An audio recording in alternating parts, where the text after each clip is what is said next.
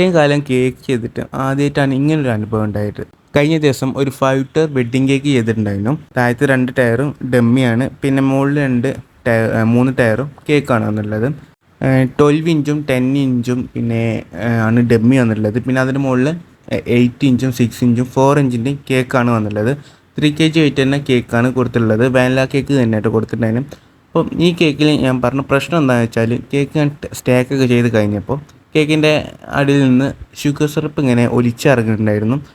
അപ്പോൾ ആദ്യമായിട്ടാണ് ഇങ്ങനെ ഒരു അനുഭവം ഉണ്ടായത്. ഷുഗർ സിറപ്പ് അങ്ങനെ ഓവറായിട്ട് ആഡാക്കിയതായിട്ടൊന്നും എനിക്ക് ഓർമ്മയില്ല കേട്ടോ.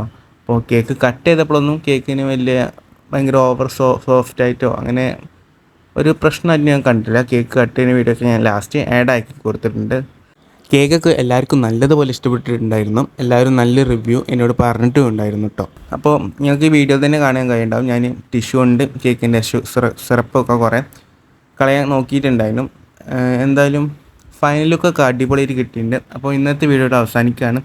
എനിക്ക് ഇന്ത്യ ബുക്ക് ഓഫ് റെക്കോർഡ് കിട്ടിയ കാര്യം നിങ്ങളെല്ലാവരും അറിഞ്ഞിട്ടുണ്ടാവും എന്ന് കരുതുന്നു.